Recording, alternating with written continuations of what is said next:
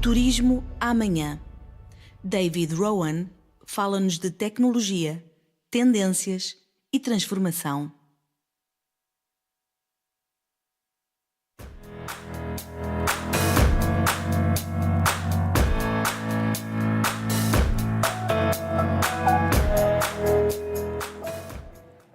Bom dia.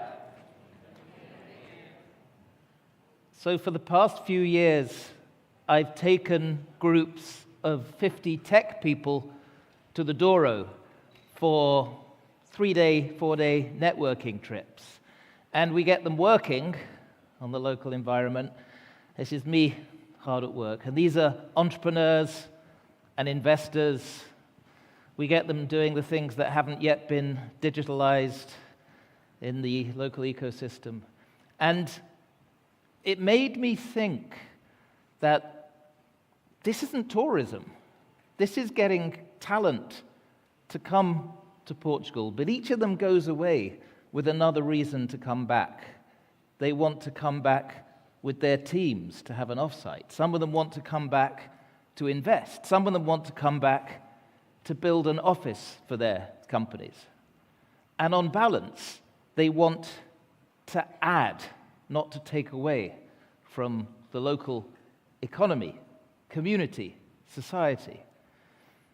And I'm thinking travel, tourism, increasingly has a reputation that makes people anxious. It's extractive.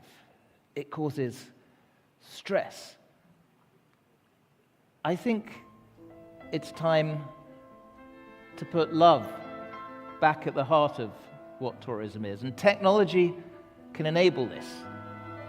Not just because AI can take away the friction of that journey, but because it also allows us to personalize the journey, the experience, the expectation based on the individual, because you can swallow up enormous amounts of data and deliver millions of individual experiences. And yet the problem is this is increasingly the media story of tourism. It's worse in Spain.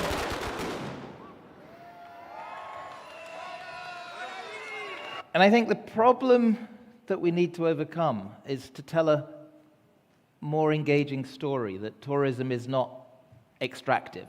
We need to move post-extractive. It's more about reframing, using the tools of technology, that bringing people from another place into Portugal, into the Azores, into Madeira, is an opportunity for growth, for environmental regeneration, for bringing talent that can come long-term, for investment, but also for reframing Portugal as the place that can experiment in reinventing what tourism is. Because before we had tech that could personalize, travel was a commodity product that you sold, and it had to be a mass product. That era has gone, and yet we're not thinking radically enough about what that means. And it means we can take people to little niche areas, to places that they haven't been sold in advance based on their personal goals, their desires. We can build communities inside Portugal around common interests. Entrepreneurs coming for the Web Summit is just one example, but it leads to secondary benefits as some of them start building here. It means we can build communities of interest that are not mass marketed as tourism products, but it uses the special benefits of this ecosystem as a platform on which talent can build. And so I'm thinking the growth areas that tech can enable is partly about the ecosystem, about regenerating. It's partly about bringing in diverse talent from lots of other places that can use technology in creative new ways to create business, which is the definition of innovation. And it's also connecting people, not just tourists separate as that thing there, but embedding them based on interests in local communities. And I think the key takeaway I've had is tourism isn't that commodity thing you sell now. It's the way of delivering the other benefits, which tech can help with. But one of the first things I think about when I think about AI is it's a love enabler and a friction reducer. And if you think about the word travel itself, it comes from this Roman torture instrument, the trapalium, the three-pronged torture instrument that over time iterated travel, travail, work, and especially in the Middle Ages, the stress associated with moving long distances. Travel was a torture. And yet tech can reframe so that we don't think about the friction, the things that we're anxious about, the things that don't work. You will have had a love moment when you went for the first time through the smart gates at an airport like the UAE, and you didn't have to take your passport out because the biometrics just worked.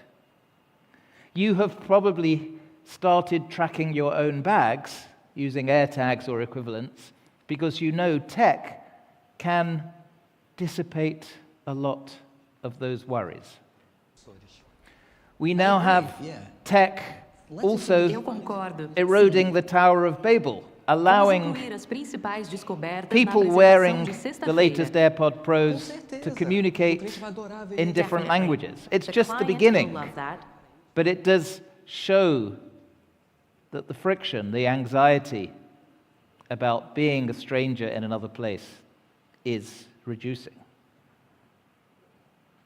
And I think we need more moments of love, delight in that whole journey experience.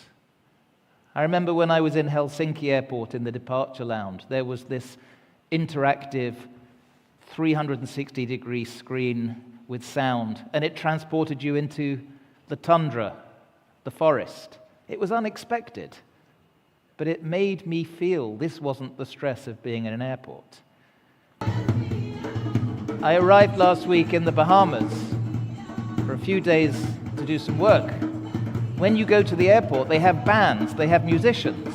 It transforms the stress of having done a 10, 11-hour journey into, oh wow, this is an unexpected delight. It's designed into the experience. This is not high tech.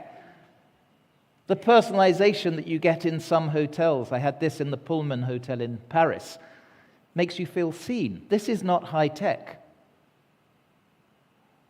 But behind the scenes, the tech enables that personalization, enables that sense of I'm being understood.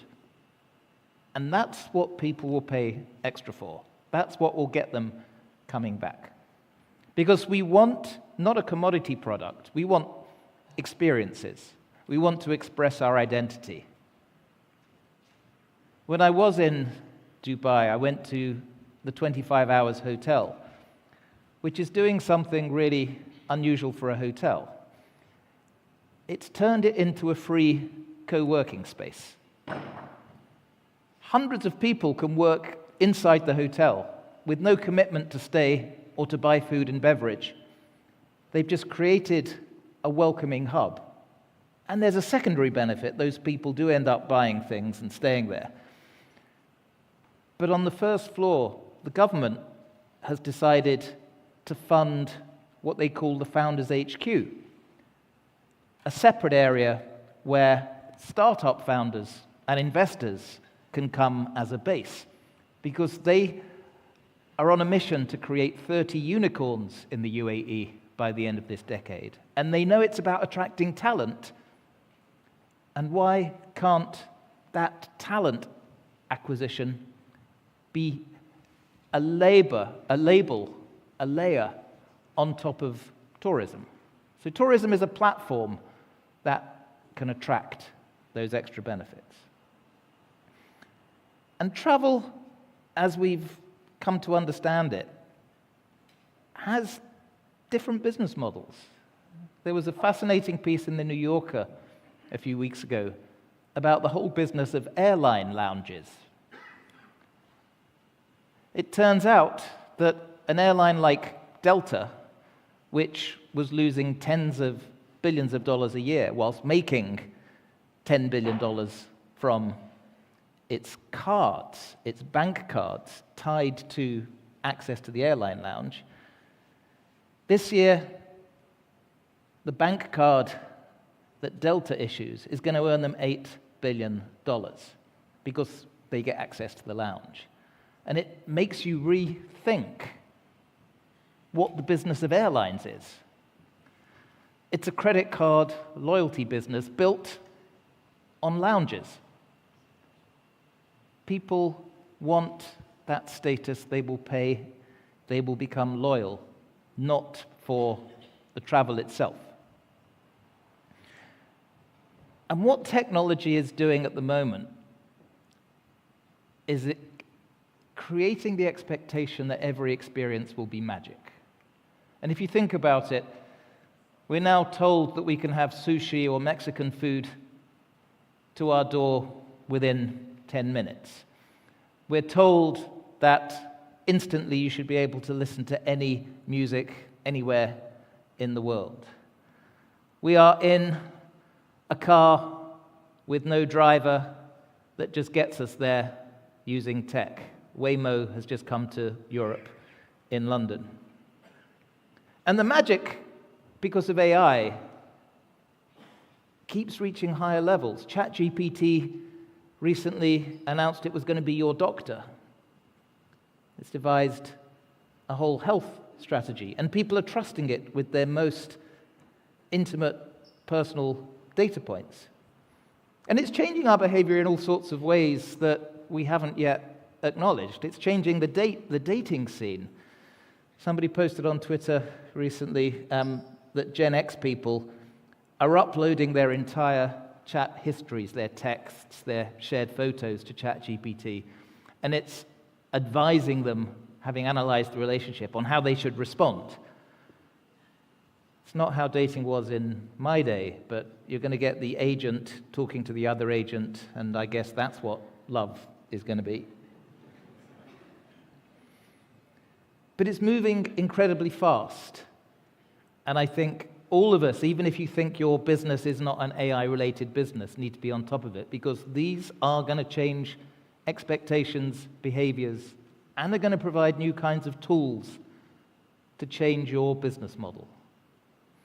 And just looking at generative AI, which just keeps surprising me, things that are happening now that weren't possible a few months ago. This song is now in the Billboard chart. And Zania Monet doesn't exist. She's AI.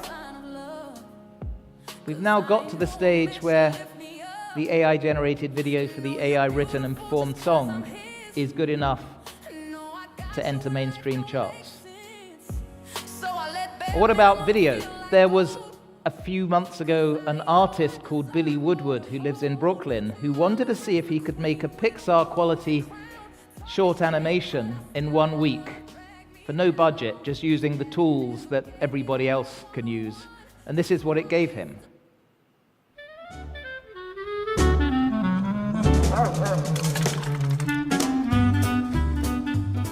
It's magic.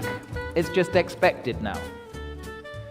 There's an AI researcher called Ethan Molik who, a few months ago, started playing with VO3 and gave it a little prompt, said, I want to have a Broadway musical about garlic bread. and this is what it composed. Garlic bread, my heart's true desire. And then he said, well, forget the Broadway musical. Let's have some amateur dramatic Shakespeare actors performing something about garlic bread. Hey, nonny, nonny, 'tis time for thy garlic bread. And the thing is, this costs nothing. And it wouldn't have been possible a year ago. And yet, increasingly, this is the expectation.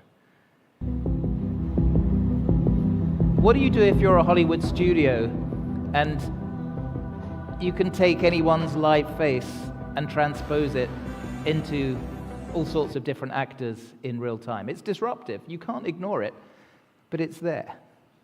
And AI is accelerating at the same time as other technologies are accelerating. What's happening in robotics, especially the emergence of the humanoid robot, it's working in the same direction. Just as the large language models are learning by their interactions and getting better, the robot software layers are learning from their interactions with the real world. And there's even a new kind of job you can do. In India, there's lots of people wearing GoPros, filming their arm movements. These are known as arm farms, because they're providing learning data, training data for the big tech companies. Hey Aloha, let's play a game. So I have a scene in front of you. I'm gonna make some secret changes. You'll have to figure out what they are and then reset the scene back to the original state. Reset the scene. Based on the changes, first I will close the laptop. Next, I will close the glasses case. Now I will put the green pen back into the brown tray. So what we're seeing here is what we've started to call embodied reasoning, the ability So this is of Gemini a team to at recognize Google space and time using and Gemini changes to and train the planning and robots, and understanding they're talking progress. about this idea of embodied reasoning. success detection So the knowledge physical of our object model has got to is the now level of able to do understanding what the what is large success language and what's model not. has been doing, thinking for itself. There was a concert in China a few weeks ago, Wang Lihome's concert, with humanoid robots, who were then dancing and somersaulting with him on stage. We got to the stage where drones in China, this one in Chengdu had 12,000 drones recently, was in the Guinness Book of Records, all controlled by AI and GPS. So the physical and the software world are now merging and interacting. And the thing is, you don't need to be an expert to join in. Anybody here, if you haven't written your own app, can go to one of the platforms like Replit and vibe code your own app. And there's 40 million people using Replit. And vibe coding is simply telling it in normal language what you want it to be based on the feeling you have. Make a multiplayer flight simulator that's going to make me rich. See, this is all just hype. Engineers are not going anywhere. You can't just one-shot a flight simulator. It's magic. Engineers are going away soon. Now make... So I think where this all starts is this idea that stuff that was impossible yesterday, tomorrow will be ubiquitous and everywhere and free. When I started editing Wired, somebody sent me this photograph from 1956 and said, this is going to help define the stories you tell. And it's of 5 megs of IBM computer storage being uploaded to the cloud, which, if you think about it, is today just one photo on your iPhone. Because stuff that was expensive and scarce because of Moore's law, because of this doubling and doubling, over time becomes ubiquitous and free. And these exponential curves are hitting all sorts of aspects of tech, not just storage, processing. This is the falling cost over the last 50 years on a logarithmic scale of solar energy. This is, over the last quarter of a decade, the falling cost of lithium-ion batteries. This is the falling cost since the 90s of electric motors per kilowatt. And this is happening in every area of tech. It's happening in genomics too. And that means that what today looks like it doesn't affect you, it's expensive, because of the inflections on that exponential curve, can suddenly become the determinant, the norm, the thing that you can't avoid. Just over a year ago, Jensen Huang launched a new NVIDIA chip, and on stage there was one of these curves behind him that showed over the previous 8 years the computational power of their chips had gone up 1,000 times. So we're living in a world full of these exponential curves where it's really dangerous to say, well, that's not going to affect me. I can wait a bit. Because that doubling and doubling and doubling changes behavior, changes industries, changes economies. And it happens at an increasingly steep pace.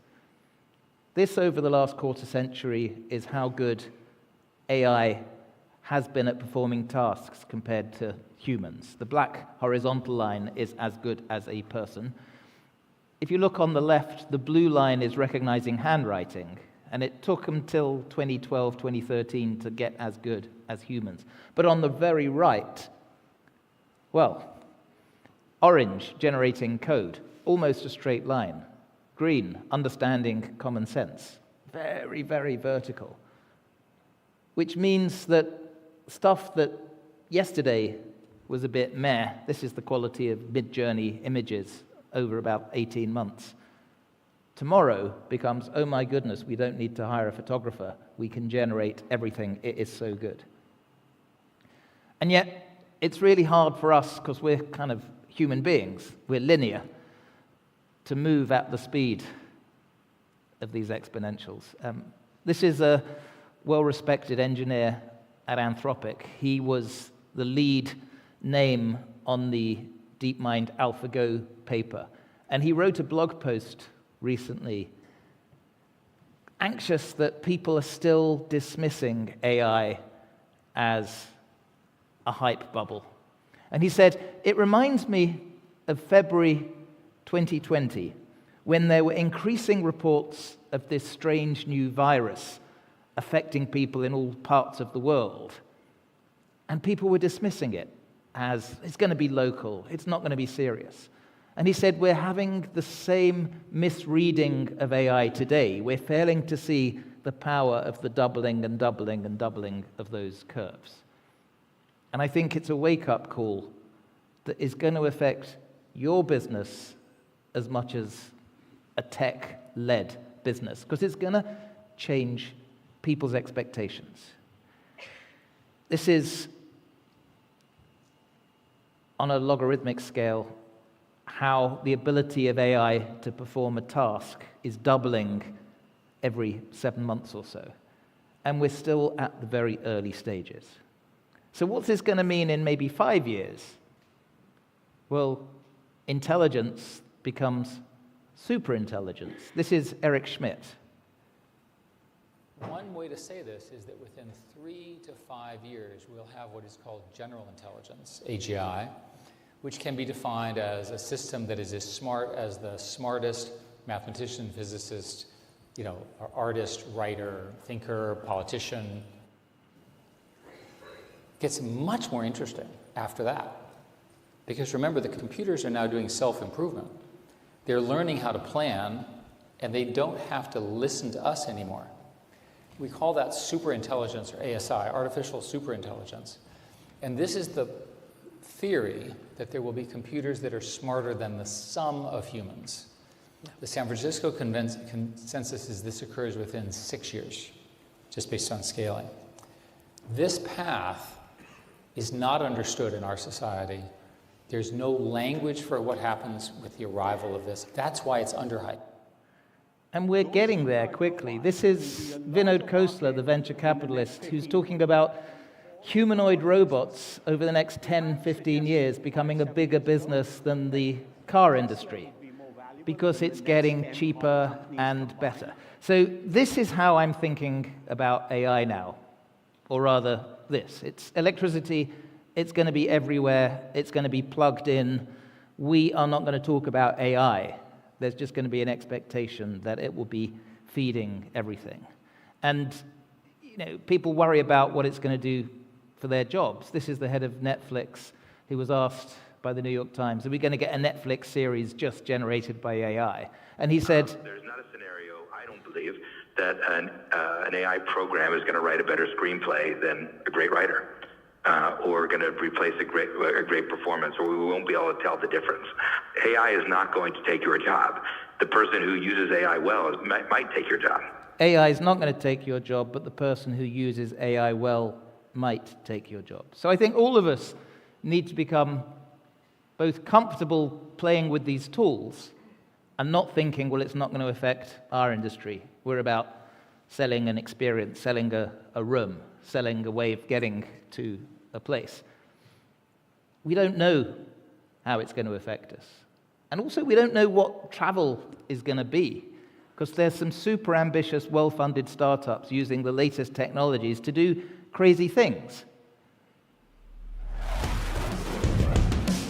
Hypersonic planes, the idea that you'll be able to travel to the other side of the world in just a few minutes. Elon has been talking about this for about 8 years, the idea of Lisbon to Sydney in 30 minutes. He tweeted a few months ago that they're ready for it, just need regulators.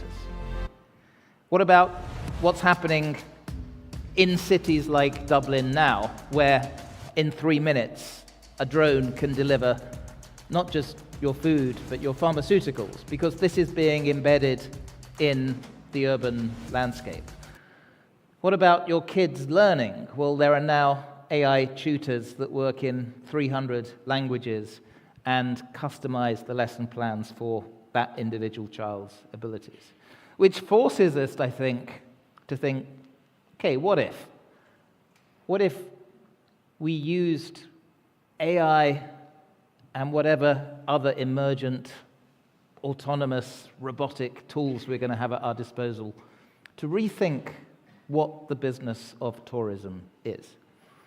What if you could customize the experience for a few million people a year coming to Portugal, and you can both have personal conversations with them in advance and understand what they want, but automate at scale the delivery of those experiences using systems that suck in data and quantify those values in ways that build value to local economies, to local communities? What if you could quantify which parts of the country are underused as destinations?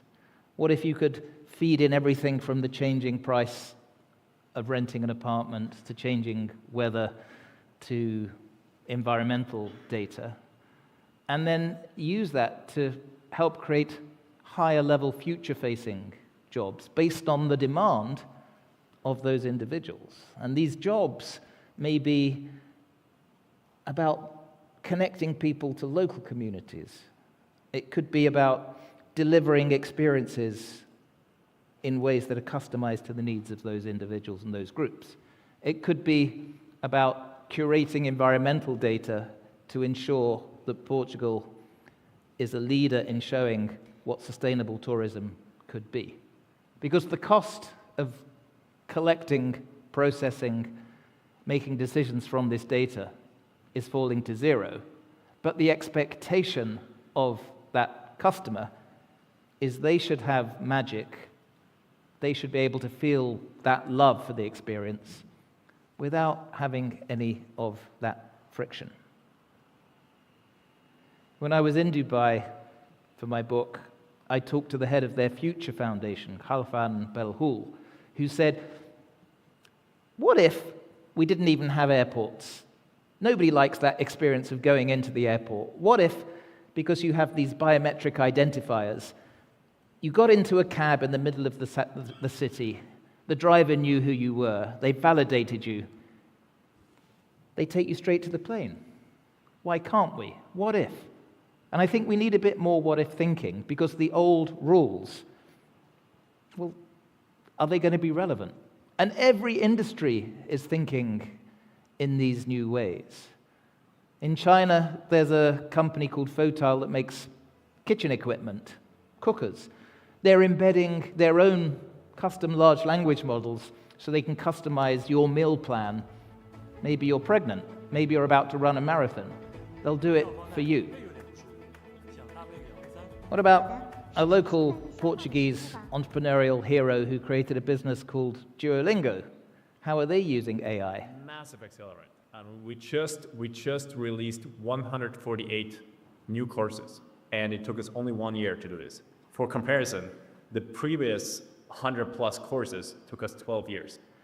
Everybody is starting to play. And the thing is, you can now get a one-person company based on AI that's generating, this one is generating $7 million a year. There's a whole bunch of these new companies. This one as well transcribes your audio. $7 million a year, one founder using these tools. There's a whole bunch that are an inspiration, I think, because it means the rules of creating a business have just been torn up, because everybody has access to these products. You don't need to be a technical genius. Because I think we're at that moment where I don't quite know what the rules are. You know, what is a country? What is a geographic border?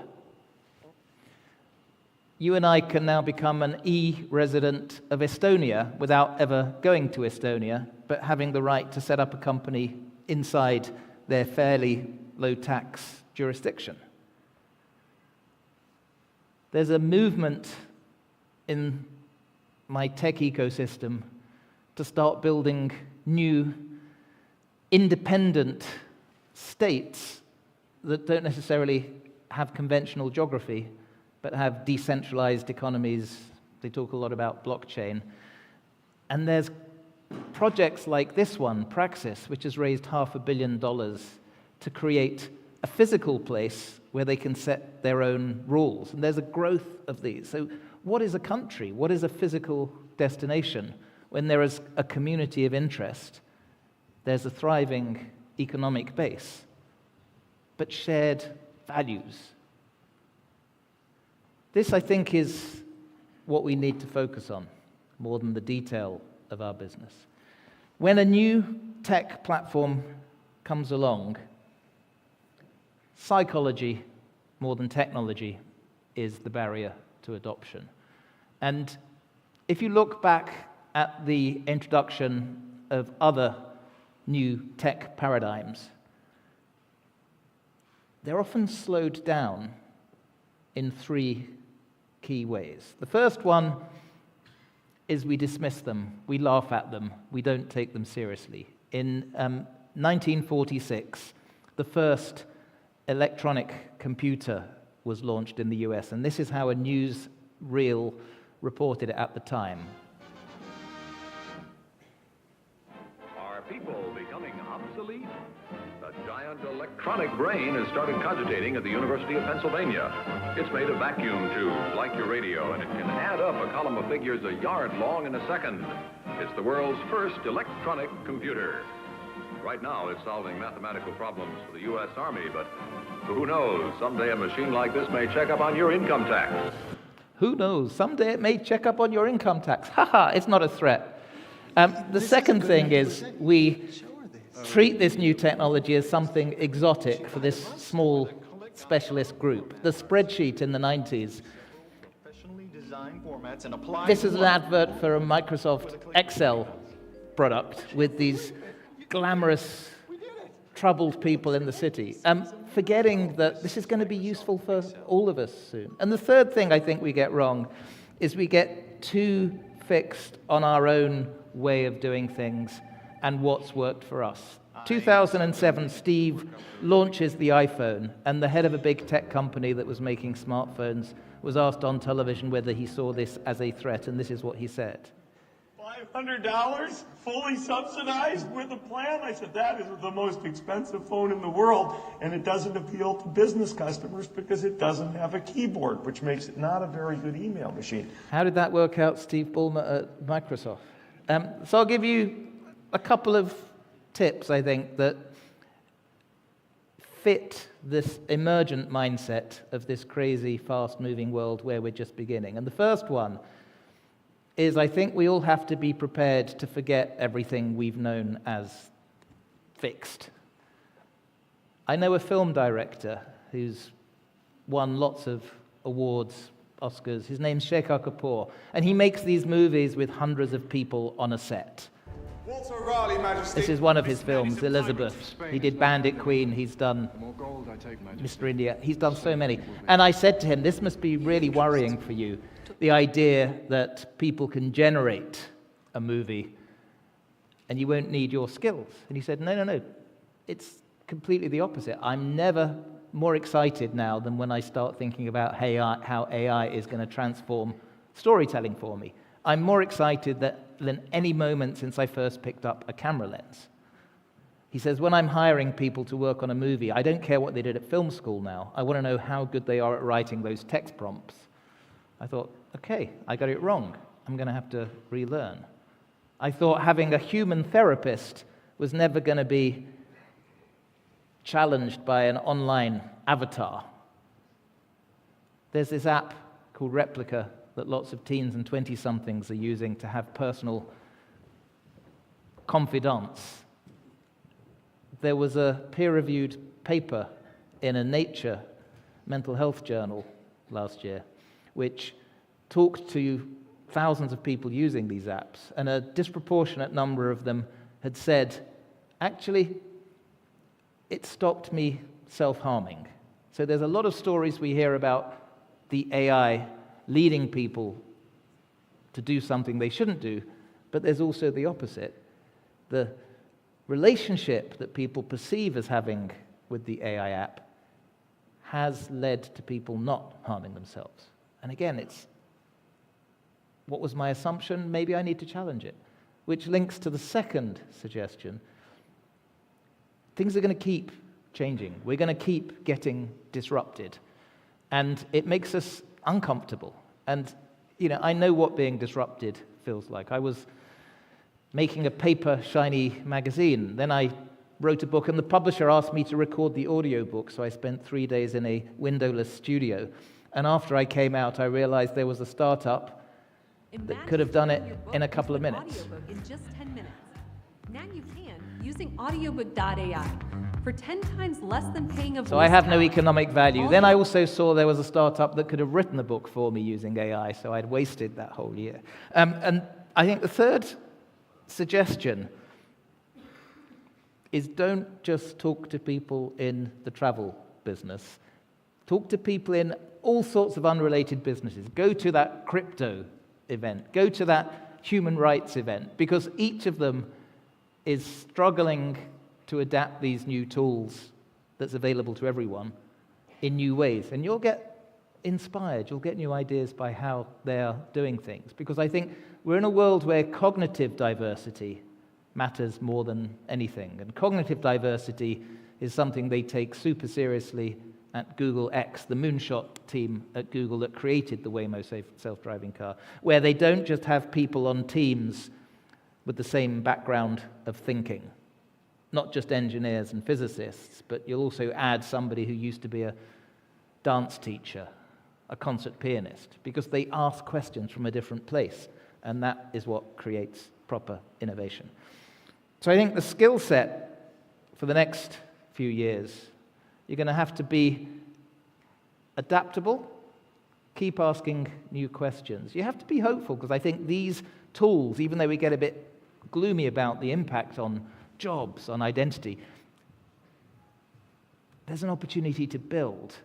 But you need to keep experimenting and playing, and you need to talk to people who are from outside your comfort zone. Because with AI, we're back here. Do you remember when the App Store launched 2008, and this was one of the best-selling apps? Who'd have known that your phone was going to be your identity, where you do all your purchasing, your banking, your streaming of videos? We are still back in 2006 for YouTube, when this was the sort of stuff that we were watching on YouTube? Who'd have known that YouTube would have become the $500 billion winner of the TV wars? Because connectivity grows, the power of the platform grows, talent is there.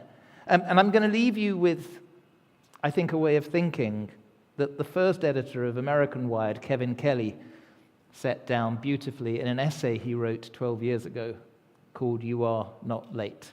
And he was looking back from 2014 to 20 years earlier, the mid-90s, when the World Wide Web was just getting going, the first consumer websites were appearing. And he said, we were playing on these new browsers. This was what the web browser was. Mosaic became Netscape. This is what Yahoo was. It was the first directory of the World Wide Web, hand-curated. This was everything they could find. And he said, we thought then that was it. All the great opportunities had been taken. And back from when he was writing this in 2014, he said, people are going to look back on today from their holodecks, from their wearable VR contact lenses, from their downloadable avatars and AI interfaces, and say, oh, wow, back in 2014, you really didn't have the internet. And he said, the truth is, today, he was talking about 2014, but I think the same could be said about 2026 in terms of AI. It's the best time to start something. There's never been a better, higher benefit to risk ratio, lower barriers, greater upside, better returns than this minute. This is the moment. We are living at the beginning. We will look back 20 years from now and say, wow, to have been alive and well back in 2026. Because we can shape it. And I think for tourism, that's what we can create. Not something that takes, but that's a utility, that's a way of bringing in the talent, the people who think differently, the people from different cultures, who want to engage locally, not just consume, who want to help build a sustainable economy, but also ecosystem. And tech is, I think, the way of generating this love and also building those future-facing, better-paid jobs and making sure the benefits are shared more widely through the country to build growth. Thank you.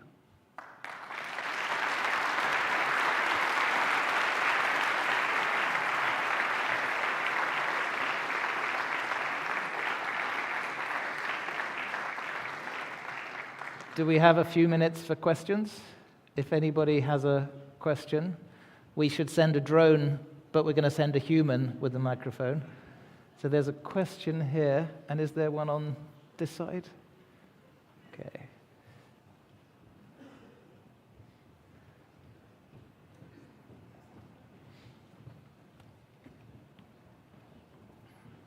Hello? Can you hear me? Yeah, sorry, it's more of an observation. AI is obviously going to disrupt a lot of tourism businesses already. The typical hop-on and hop-off bus will be out of date. When you've got a Waymo car that can take you, you will basically not need a tour guide. You will basically be able to go for people to have your wine tour, to basically have AI tour guides. I've built AI tour guides already, and I've connected them to Waymo for 400 destinations, 400 avatars who speak 110 languages. So really, it's more a question of when the tech comes to disrupt the business, it's already there. So it's an observation that so what we're if saying you didn't hear... We're talking about it moving, but it's already there. It's just waiting for the cars to come. Yep. And when the cars come, tour buses will not be needed. Tour guides will not be needed because it will be an avatar and an AI tour guide that will take you on your wine tour, 4 people together. The opportunity, I guess, is even though some of the conventional roles disappear, we can create the higher value roles that can customize at scale, which people will pay more for, because you don't want to pay for a commodity, you want to pay for something that's special, that feels like it knows you. Sorry, but it's like you can almost have your own personal tour, because basically you don't go on a tour bus with 25 people anymore. You basically have a Waymo that takes you on a wine tour, you and your 4 friends or companions, and that will cost 1/5 or 1/10 of the current price of these type of tours. But you will probably still pay extra for the privilege of that customized experience that feels special to you. And that mass customization, I think, is what the AI can enable. So let's be hopeful. Is there a second question? The clock is ticking.